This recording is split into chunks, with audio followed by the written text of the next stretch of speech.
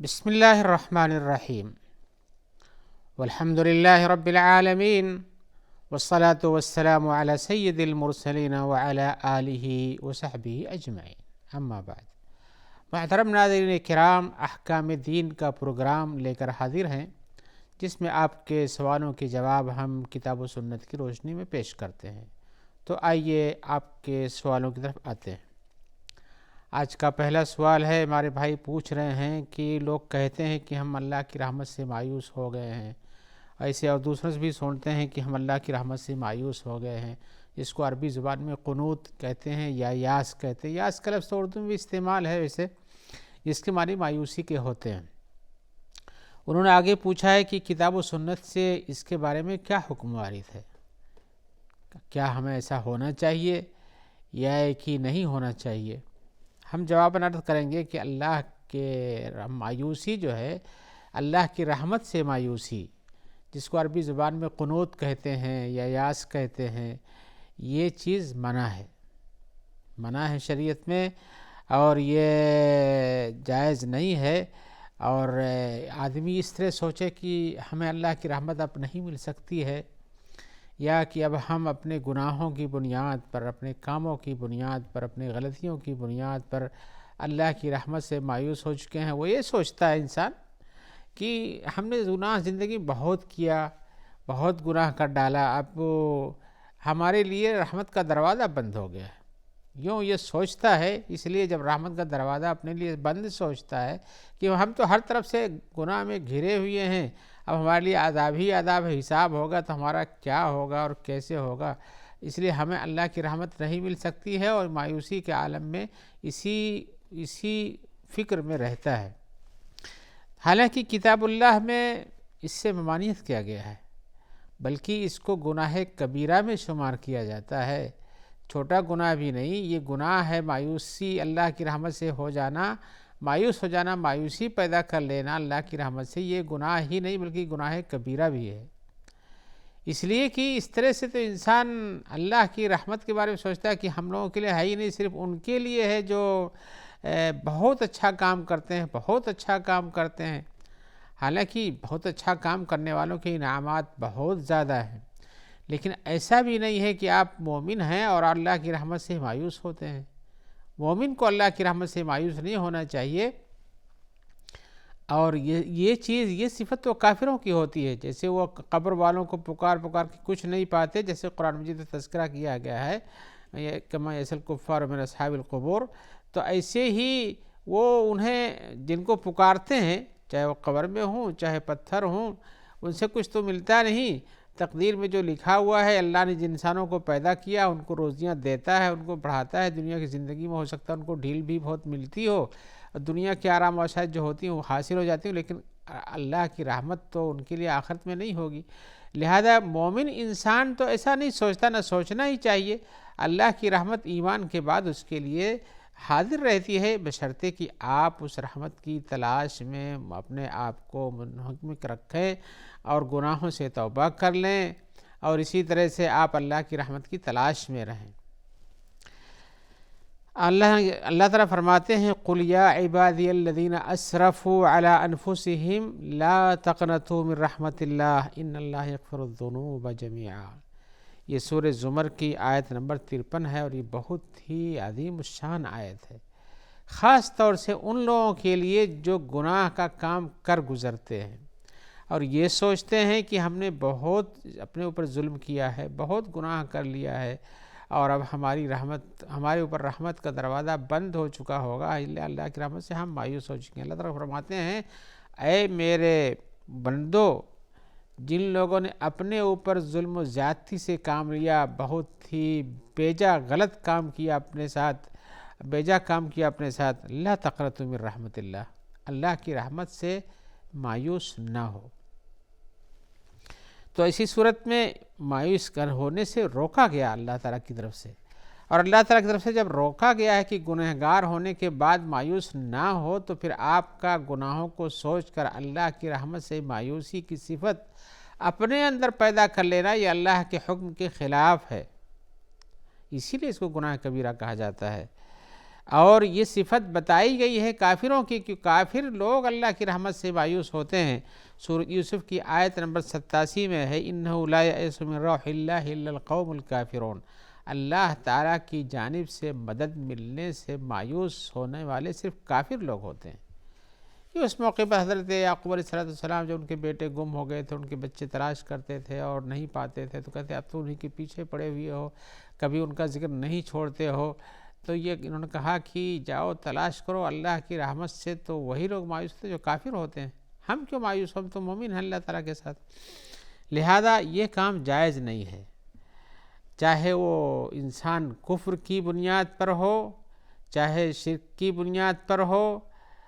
اور چاہے اللہ تعالیٰ کے جناب میں گناہ کرتا ہو، غلطیاں کرتا ہو، نافرمانیاں کرتا ہو، کبھی بھی اللہ کی رحمت سے مایوس نہیں ہونا چاہیے۔ انسان کو آخری وقت تک بھی یہ امید لگا کے رہنا چاہیے کہ اللہ کی رحمت ہم پر آ سکتی ہے، اور اسی بنیاد پر تلاش حق کے میں رہنا چاہیے۔ اس موقع پر وہ قصہ آپ کو ضرور یاد کرنا چاہیے جس میں یہ ہے کہ کوئی بنی اسرائیل کا آدمی تھا جس نے، جیسا کہ بخاری وغیرہ میں تذکرہ ہے، 99 قتل کر چکا تھا اور اپنے اللہ وہ مایوس تھا، لیکن تلاش کرتا کیا میری توبہ ہو سکتی ہے، اس لیے توبہ کا مطلب یہ ہے کہ توبہ کر لیا تو گناہ دھل گئے اور اللہ کی رحمت حاصل ہو گئی۔ تو جس سے پوچھا، نے کہا ارے تم نے 99 قتل کیا اور تم ابھی اللہ کی رحمت کی امید کرتے ہو، تمہاری اوپر اللہ کی رحمت نہیں ہو سکتی، تمہاری مغفرت نہیں ہو پائے گی۔ تو اس کا بھی کام تمام کر دیا۔ اس کے بعد پھر بھی اس کے دل میں یہ تلاش حق کی بات رہ گئی کہ نہیں، تلاش کرنا چاہیے، ہو سکتا ہے کوئی راستہ بتائے ہمیں اس سلسلے میں۔ کسی اور سے جا کے پوچھا تو اس نے کہا کہ بھئی ہمارے ہاں تلاش کرنے آئے ہو، ہمارے یہاں تو ایسے لوگ نہیں ہیں، لیکن تم جاؤ فلاں بستی ہے، وہاں پر کچھ اللہ کے نیک بندے رہتے ہیں، وہ تم کو صحیح راستہ بتائیں گے۔ چلنے لگا، جاتے جاتے آدھے راستے میں اس کی وفات ہو گئی، آدھے راستے یعنی ٹھیک آدھے راستے پہ، پھر گھسٹتے ہوئے وہ اس راستے کی طرف اور تیزا سے گر پڑا تو آگے گھسٹ کے چلنے لگا تھوڑا سا۔ تو اسی صورت میں فرشتے آئے، تو قصہ مشہور ہے، آپ جانتے ہوں گے، تو رحمت کے فرشتے اس کو لے گئے، اس لیے کہ اس کی یہ کوشش حق کے راستے کی طرف، اس راستے کو جس کو چھوڑ رہا تھا اس سے زیادہ ہو گئی، چھوڑنا والا راستہ کم ہو گیا، اور جو راستہ قریب تھا جہاں سے اس کو رحمت کی امید کے لیے جا رہا تھا وہ قریب ہو گیا، تو اللہ نے اس کی مغفرت کر دی۔ اب آپ سوچئے کہ انسان اللہ کی رحمت سے مایوس کیسے ہو جائے، اللہ کی طرف سے لوگوں کے لیے آسانیاں، مشکلات سے دوری، پریشانیاں ختم ہوتی ہیں، اور اللہ کی رحمت سے نا امید ہو جانا یہ انسان کے لیے بہت بڑا گناہ ہے، لہذا اس سے بچنا چاہیے، اور واجب اس پر یہ ہے کہ اپنے گناہوں سے توبہ کرے، اور اسی طرح سے اللہ تعالیٰ سے رجوع کرے، اور اس کے لیے بشارت اس بات پر ہے کہ اگر وہ توبہ کرتا ہے، اللہ سے رجوع کرتا ہے، روتا ہے، گڑگڑاتا ہے، راستے تلاش کرتا ہے، اسباب کو ڈھونڈتا ہے، تو اللہ تعالیٰ اس کے لیے اس راستے کو آسان کر دیتے ہیں، توبہ اس کی قبول کر لیتے ہیں، دنیا میں اس کو نجات دے دیتے ہیں، اور اسی طرح سے نہ کچھ ہو تو جنت اس کے لیے ہو جاتی ہے، اس لیے کہ اس کا اجر بہت بڑھ جاتا ہے، اور جو اپنے کام اچھے کر رہا ہے، جس امید پہ ہے، اللہ تعالیٰ اپنی رحمت سے مایوس نہیں کرتے، بشرطے کہ آپ کے اندر کچھ اس کا استحقاق ہونا چاہیے، کم سے کم ایمان تو ہونا چاہیے، اور ایمان کے مطابق کچھ عمل بھی کرنا چاہیے، ایسا نہ ہو کہ آپ اعلان جہارن اللہ کی نافرمانی کہیں اور کہیں ہم جنت میں چلے جائیں گے، ایسا نہیں ہے۔ لیکن یہ مایوسی انسان کے اندر صرف انہی کے درمیان نہیں ہے کہ جو لوگ بہت بڑے بڑے گنہگار ہوتے ہیں، بڑے بڑے ڈاکے، لوٹ مار، فساد، چوری، زنا وغیرہ کرتے ہیں، بلکہ ایسی صفت تو ان کے اندر بھی آ جاتی ہے جو نیک عمل کرتے ہیں اور سوچتے ہیں کہ ہم سے قصور ہو رہا ہے، اللہ کی بڑی نعمتیں ہمارے اوپر ہیں، اچھی تنخواہ دیا ہے، بال بچے دیا ہے، دولت دیا ہے، عزت دیا ہے، لیکن ہم کو اور ملنا چاہیے، اور ہم اس کی تلاش میں ایسا کر گئے ویسا کر گئے، اور اللہ کے فلاں کام میں ہم نے تاخیر کر دی ہے، ایسی انسان سے فروگزاشتیں ہو جاتی ہیں۔ تو یہ فروگزاشتیں، اس قسم کا تصور تو شیطان کی طرف سے آتا ہے۔ شیطان چاہتا ہے کہ انسان کو کسی طرح سے اللہ کی رحمت جس سے وہ محروم ہو گیا، ان کو بھی مایوس کر کے محرومی کی شکل میں ڈال دے، لہذا اس قسم کا کام کرنا تو شیطان کے بہکاوے میں آنے کا نام ہوتا ہے کہ آپ اللہ کی رحمت سے مایوس ہو جاتے ہیں۔ لہذا اللہ کی رحمت سے مایوس نہیں ہونا چاہیے، اللہ تعالیٰ نے مایوسی سے روکا ہے اور اسی طرح سے کافروں کا کام اس کو بتایا گیا ہے، لہذا اللہ کی رحمت کی امید رکھیے، انشاءاللہ آپ کے لیے فلاح و نجاح کا راستہ کھل جائے گا۔ آئیے ہم ایک اور سوال کی طرف آتے ہیں۔ سوال میں ہمارے بھائی پوچھ رہے ہیں کہ وضو کرنے کا حکم تو شریعت میں، اور وضو اچھی چیز ہے، اس کے بعد ہمیں ثواب ملتا ہے، نیک کام کرتے ہیں، لیکن ان کا سوال یہ ہے کہ کیا جب بھی ہم وضو توڑیں تو ہم دوبارہ وضو کریں؟ یعنی ہر استنجا کے بعد وضو کرنا ضروری ہے؟ جب بھی پیشاب کریں تو اس کے بعد وضو کر لیا کریں، جب بھی پاخانے تب جائے تو اس کو وضو کر لیا کریں، جب بھی وضو ٹوٹ جائے وضو کر لیا کریں؟ کیا ایسا حکم ہے شریعت کا کہ ہم کو ہر دم باوضو رہنا چاہیے؟ دیکھیے، ہم جواباً کہتے ہیں کہ باوضو رہنا اچھی چیز ہے، انسان اللہ کا ذکر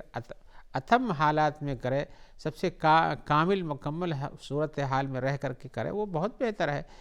کہ آدمی اپنے وضو کو باقی رکھے، جب وضو ٹوٹ جائے تو وضو کر لیا کرے۔ اس میں کچھ حرج نہیں کہ آپ وضو کر لیں، اس سے ثواب ملے گا، ذکر و اذکار کریں گے، قرآن پڑھیں گے، تلاوت کریں گے،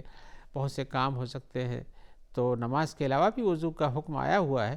لہذا اس میں وضو کر لینا اچھی چیز ہے۔ لیکن کیا آپ نے جو پوچھا ہے کہ کیا ہر وضو ٹوٹنے کے بعد وضو کرنا ضروری ہے، تو ہم کہتے ہیں نہیں، ہر وضو ٹوٹنے کے بعد وضو کرنا ضروری نہیں، وضو وہیں کرنا ضروری ہے، وہیں واجب ہے جس کام کے لیے وضو کرنا واجب ہوتا ہے۔ اب آپ پوچھیں کون کون سا کام ہوتا ہے، میں بتانا چاہوں گا کہ آپ یہ تو جانتے ہیں کہ نماز پڑھنے کے لیے وضو ضروری ہے، اس لیے کہ بغیر وضو کے نماز نہیں ہوتی۔ ایسے ہی آپ کو قرآن مجید کھول کر کے اس پر ہاتھ رکھ کے اس کو پڑھنے کی ضرورت ہے، تو اس انگلیوں سے چھوتے ہیں، تو آپ کو قرآن مجید کو چھونے کے لیے بھی وضو کر لینا چاہیے، اس لیے کہ علامہ سہول المطہرون کا معنی اگرچہ اس میں اختلاف ہے علماء کو، کس سے کون فرشتے مراد ہیں، یا کہ کیا مومن مراد ہے، یا یہ کہ بحالت وضو ہونا مراد ہے، لہذا بحالت وضو ہونا تو سب سے اکمل چیز ہے، لہذا اس وقت بھی وضو کر لے بہتر چیز ہے۔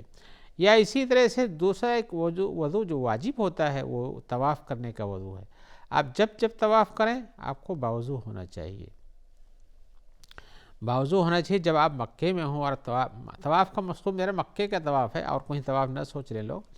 مکہ مکرمہ میں آپ جب طواف کرتے ہیں تو آپ کو طواف کی حالت میں باوضو ہونا چاہیے، نماز پڑھنا چاہتے ہیں باوضو ہونا چاہیے، قرآن مجید کے لیے پڑھنے کی چھونے کے لیے باوضو ہونا بہتر چیز ہے، باوضو رہنا چاہیے، اور اگر وضو رہتے ہیں اور پڑھتے ہیں اور چھوتے ہیں تو بہت اچھی چیز ہے۔ اور اس کے علاوہ جتنے بھی کام ہیں آپ اس کو بغیر وضو کے کر سکتے ہیں، لیکن وضو کر کے رہیں، آپ زندگی گزاریں، اچھی بات ہے، ہم اس میں ممانعت نہیں کر سکتے ہیں۔ اب یہ مثال کے طور پر اگر آپ نے وضو کیا ہے، صبح نماز پڑھی، اس کے بعد آپ کو وضو ٹوٹ گیا، تو آپ کو جب تک نماز پڑھنے کی دوبارہ ضرورت نہ پیش آئے،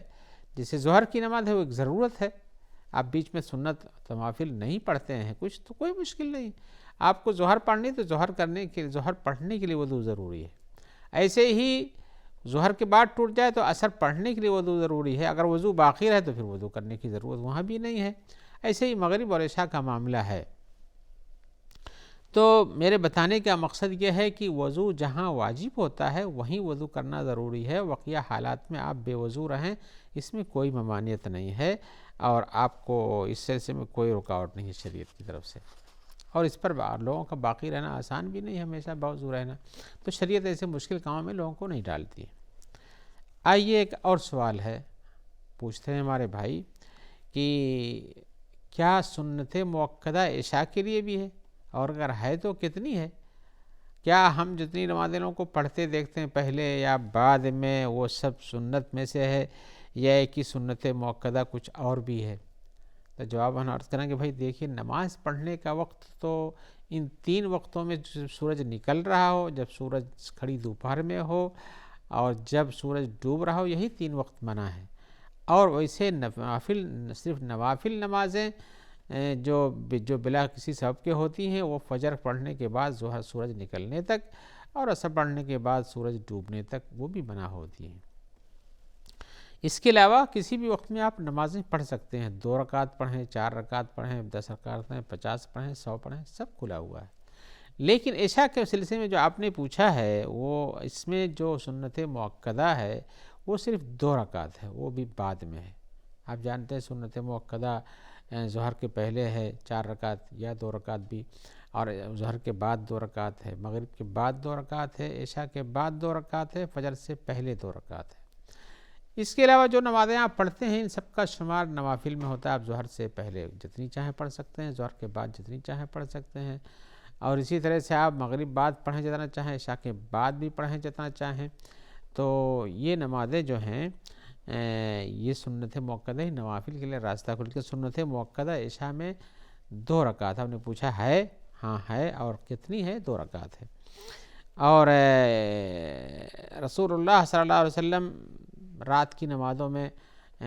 2 رکعت پڑھتے تھے۔ آپ نے یہی کہا صلاۃ اللیل والنہار مثنی مثنی، رات کی اور دن کی نمازیں 2 رکعتیں ہیں، یعنی فرض کے جو بیان ہے تو اپنے الگ ہیں، وہ تو 2 رکعت کر کے آپ پڑھیں۔ اب آپ 2 رکعت